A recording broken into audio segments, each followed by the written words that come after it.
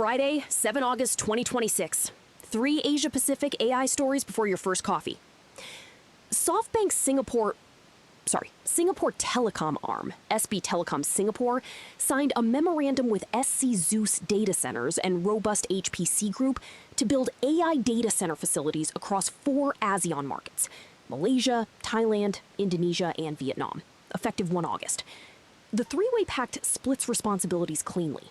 SC Zeus builds and operates the halls, Robust HPC runs the GPU clusters, and SB Telecom handles fit-out and connectivity. Facilities are specified with liquid cooling, 800-volt direct current power, and low-latency networking, though no site locations, power allocations, anchor customers, or investment figures have been disclosed.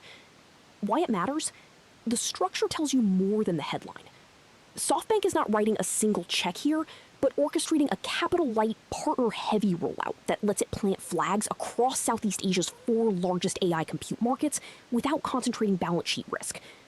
For regional cloud builders and GPU leasing startups, the arrival of a Japanese, Singaporean, and Malaysian consortium raises the bar on spec. Liquid cooling and 800-volt DC are not yet standard in most Asian colocation facilities, so operators running legacy air-cooled racks will face pressure to upgrade or lose tenants. The second-order effect to track is whether anchor customer announcements follow quickly, because without them, memorandums in this space tend to age poorly. So Meta released Muse code on 5 August in beta for macOS and Linux, shipping a coding agent that runs unattended in a terminal, spawns parallel sub-agents, and resumes after crashes. The agent is powered by Muse Spark 1.2, the successor to Muse Spark 1.1, which launched on 9 July, priced at $1.25 per million input tokens and $4.25 per million output tokens.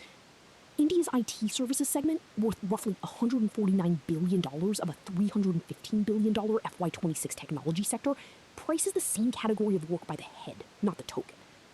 Why it matters?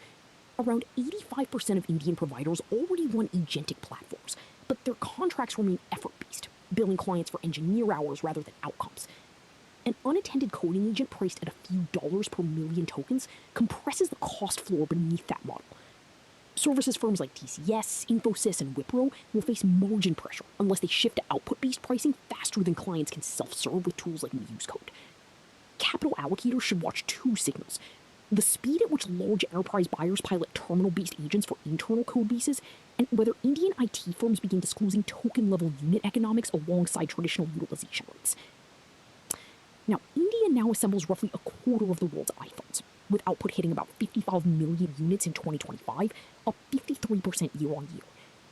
iPhone exports reached a record 2 trillion rupees in the final year of the smartphone production link incentive scheme, and Tata Electronics has overtaken Foxconn on cumulative export value across the program, at $26.3 billion against $25.6. The milestone cements India as Apple's primary hedge against China concentration, but the higher value layer of AI silicon design and fabrication remains absent from Indian soil. Why it matters? India's assembly scale is now large enough to reshape Apple's supply chain risk map. Yet the margin and strategic weight in electronics has already migrated to AI accelerators and advanced packaging, neither of which India produces at volume. Foxconn's AI server work, more than 1,000 racks a week, runs out of Taiwan, not India. Micron's Sanand facility packages and tests wafers fabricated elsewhere. Capital allocators pricing India as a full-spectrum electronics play need to separate assembly throughput from semiconductor value capture. The second-order effect to track is whether Delhi's next incentive scheme targets AI server integration or advanced packaging, because without that pivot, India walks in a role as a high-volume, lower-margin node, while the AI hardware premium accrues to Taiwan, South Korea, and the US.